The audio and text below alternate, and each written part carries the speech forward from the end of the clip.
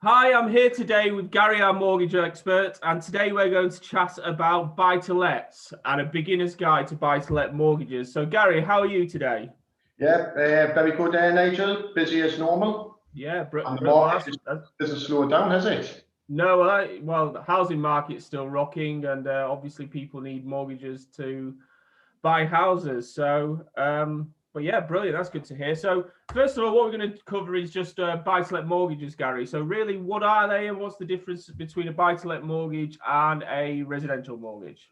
Yeah, so basically a residential mortgage, Nigel, is where people actually buy it for a home to live in. There would normally basically be, the lender would assess it on affordability, the income, the outgoings, any credit commitments and everything. And the majority of loans will be based on a capital and repayment basis, which means that at the end of the term, as long as all the mortgage payments were met, then the mortgage loan would be repaid at the end. So there would be no balance left and like you would own it outright. Whereas with the buy-to-let mortgage, it's mainly for landlords want to build an investment portfolio. So they're assessed slightly different. And also a lot of lenders and a lot of landlords will actually take the mortgage loan out on an interest-only basis. What that means is it keeps the costs down, the monthly costs down. So landlords will benefit from obviously appreciating a bit of capital. And at the end of the term, if they borrowed £100,000, then £100,000 will still be owed. Mm.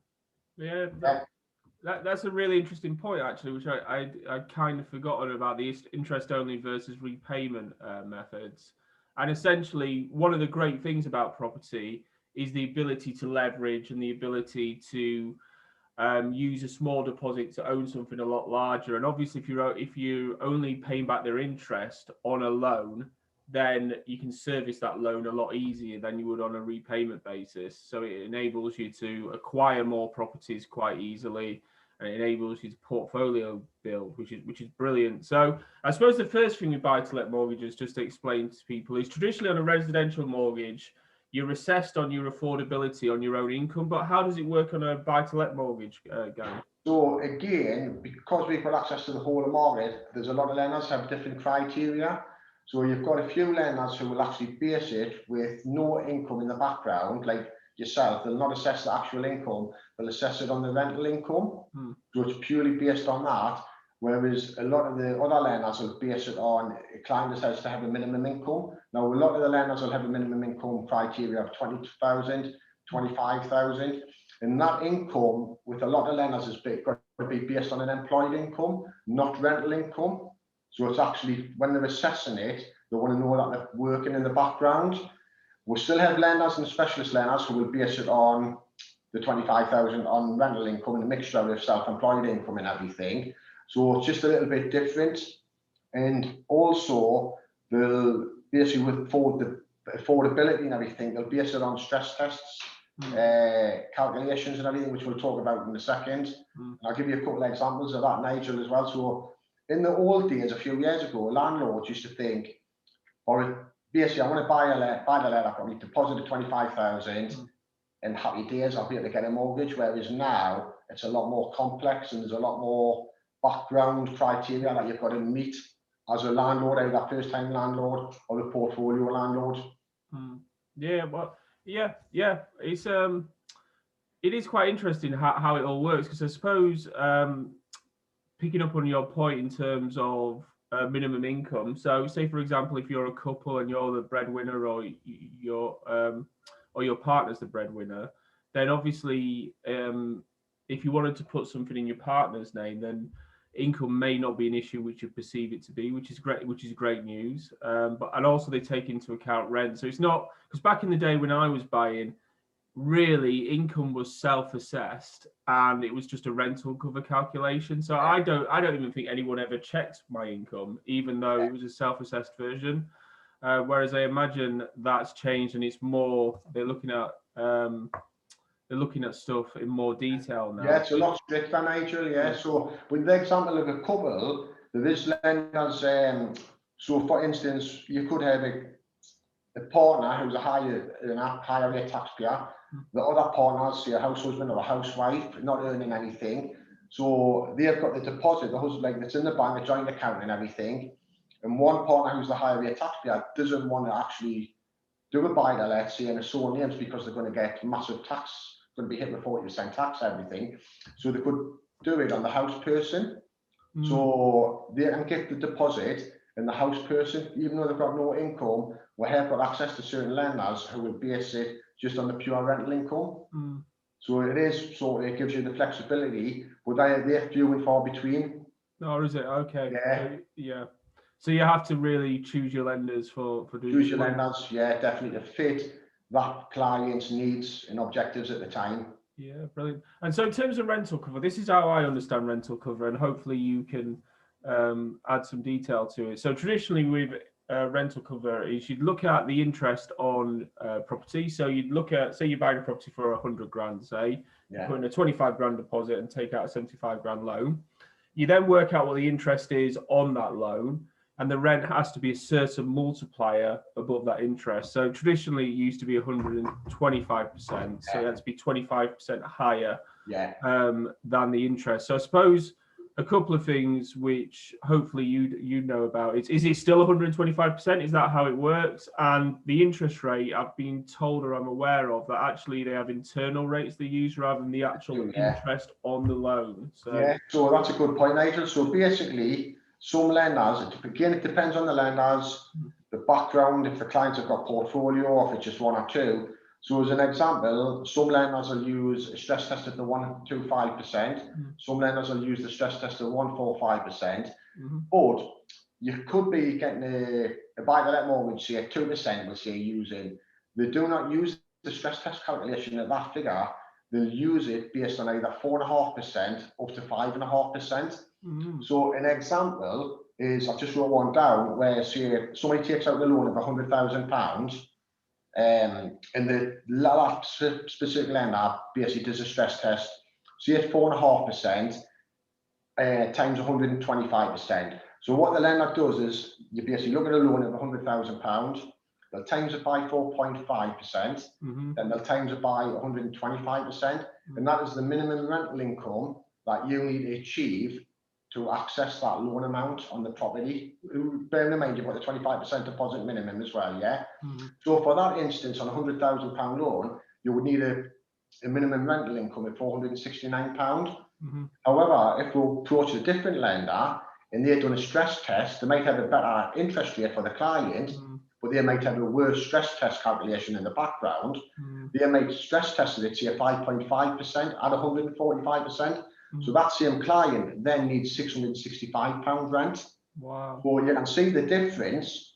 So this is why nowadays buy-to-let is so complex. You need to speak to a person who actually program specialises in buy-to-let. It's not always about the headline rate getting this. It actually what works and what fits for that client.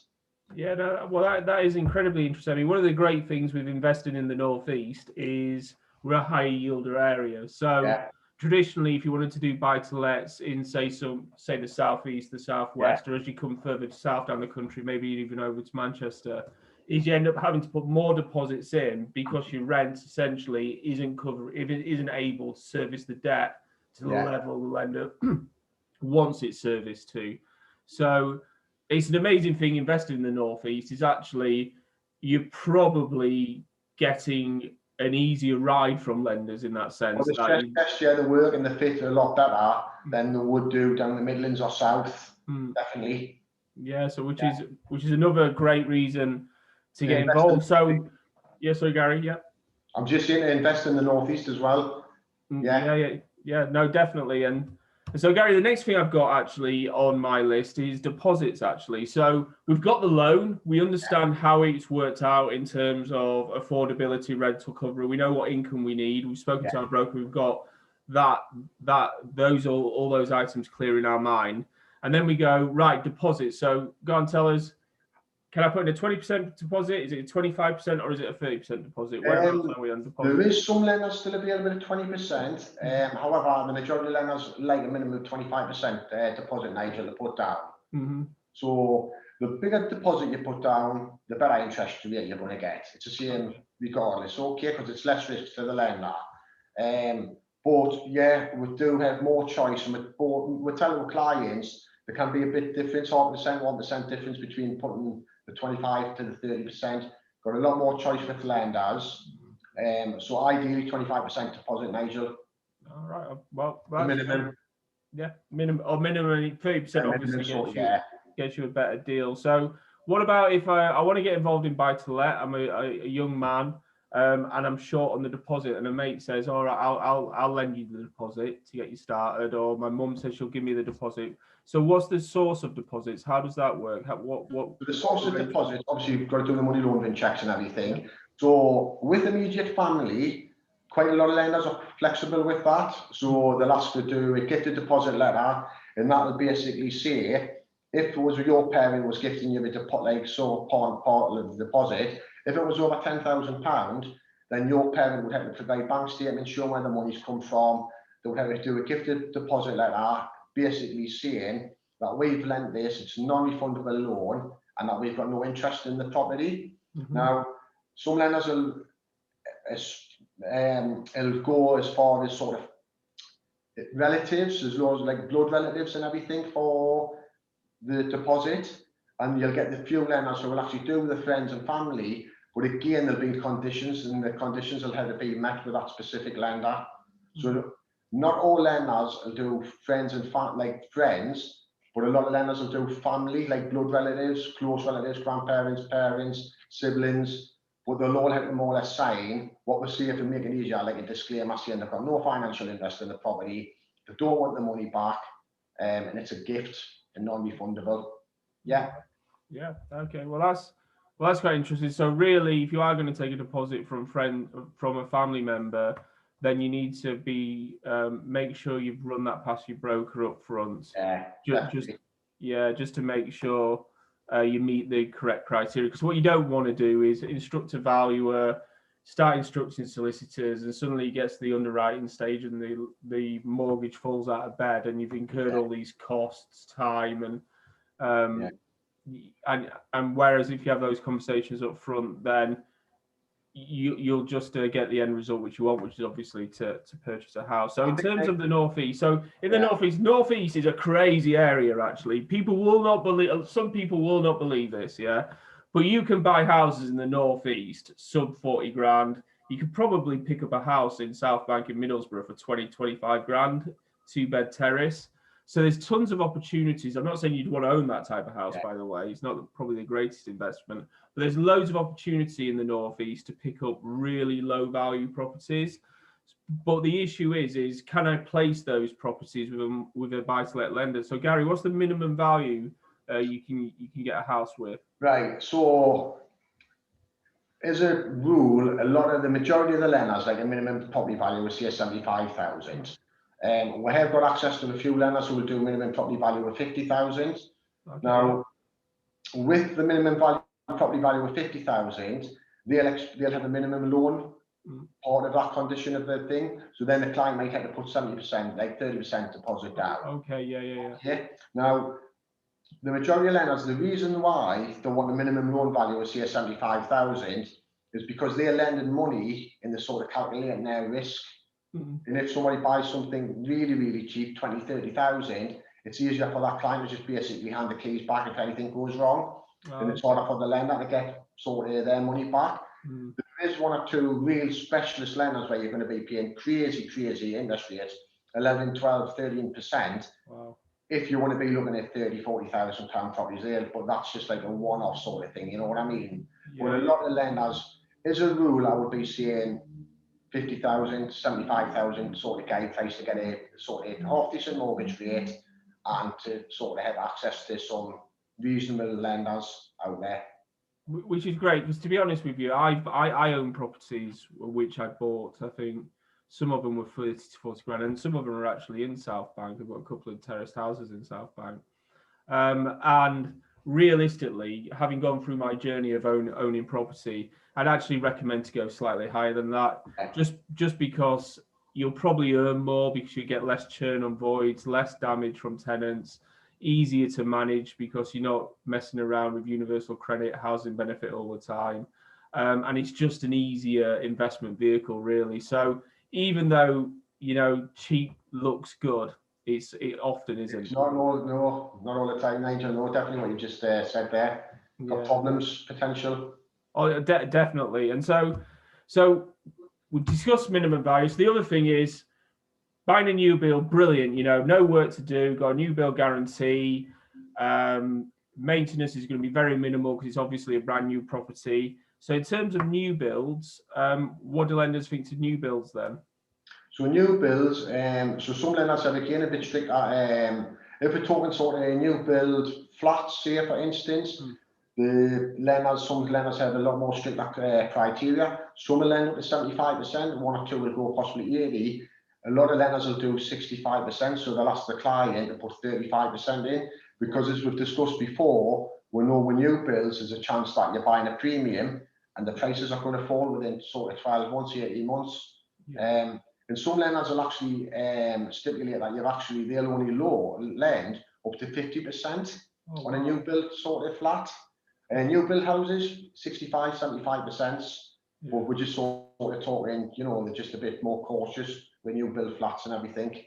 Yeah, because I mean, traditionally new builds have been quite a problem within the property sector because, especially when you've got these government guarantees around deposits, it's easy to raise the value because people effectively want to access that increased deposit lending, which then they'll overpay, but which they only find out about 3 or 4 years later when they try to sell the property. That's not always the case, but it's an area where you have to be cautious around new builds, especially flats, because it's been, ever since I've been involved in property, it's been well known that there's overpricing within the new build sector. Definitely.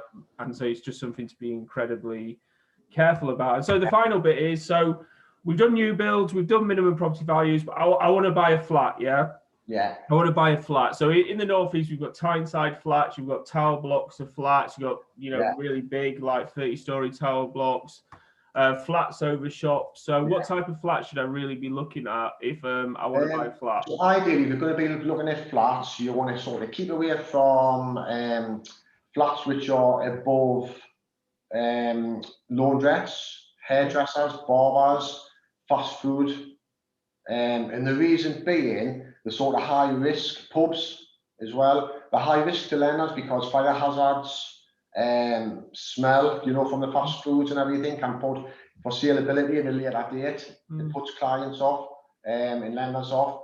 Also, what you've got to look at is you're talking about the cross lease options, Nigel, which confuses the solicitors down south massively. Now, lenders again, some lenders will lend. If you buy your downstairs flat and you buy the next door flat, they're okay with that. However, if you buy the downstairs flat but you want to buy the upstairs flat, they don't like it. Because it's on the same sort of freehold, the way they do the cross lease options with Tyneside and everything. So they don't like it. So sometimes, again, you've got to have a specialist. Then we've got to go into this, what you call a sort of multi-unit type of mortgage, where a lender will actually lend on the full upstairs and downstairs. So for flats, just like, and if it's a lot of commercial, if the in a lot of built up commercial area, a lot of lenders are sort of put off with that. Well, that's really interesting actually, because we're just been helping one of our landlords sell his portfolio down, and he's got 4 flats, and he's trying to move those 2 times 2 flats through our estate agency. And what you've said's been backed up by our experience that actually it's quite hard to sell 2 flats on the same freehold leasehold type of arrangement, because essentially you end up either going into cash buyers or specialist lending, and so the harder it is to transact that sale, the less people who are going to be interested in it. So that is really interesting actually. So so that's really everything we've covered in our buy-to-let beginner's guide. I mean, like I say, the Northeast market is still booming. We're still seeing house prices going up. We're still seeing a very active mortgage market, a very active sales market. So if anyone is interested in either buying property in the Northeast, they can contact ourselves, or if there was a mortgage advice, they can put you on to Gary and he help you start that journey, that buy-to-let journey. Or if you're looking to remortgage or refinance to buy more properties again, he'd be happy to help you as well. So yeah, Gary, have you got anything else to add at all, or? That's all. Just thanks for your time again, Nigel. I think it's these videos are really good for clients who are watching them in education purposes. Yeah, well, that is the point, because we all, you know, I've been in buy-to-let now for 10, 12 years. Gary, I know you've been in. Yeah, and I'm a landlord myself, Nigel. So I think clients come to us, but actually dealing with people who actually are in the business themselves, not just giving mortgage advice or doing sales or lettings. You've got experience of being an experienced landlord. I'm an experienced landlord. So we can also not just give mortgage advice, but tell clients the bigger picture of how it all works and experience from our own selves. And I think that's a helping hand to clients, just generally. I think that's incredibly helpful, because I know when I started, and I just used people. I used a buy-to-let company based in London, actually. And to be honest, all they were interested in was pushing loans out to myself. And actually, it would have been nice to have a chat to somebody who understood more than just filling in a form. Actually understood being a landlord, understood the journey you're going to go through. Because ultimately, if you as a landlord are successful, that's the same as our letting agent, you know, and as a mortgage expert, then you'll be more successful as well, because you'll get more business, and you know, it'll be a win-win relationship. But Gary, I'm going to shoot off now. But anyway, it's great to see you again, and we'll meet up soon. Yeah, thank you, Nigel. All right, cheers. Bye.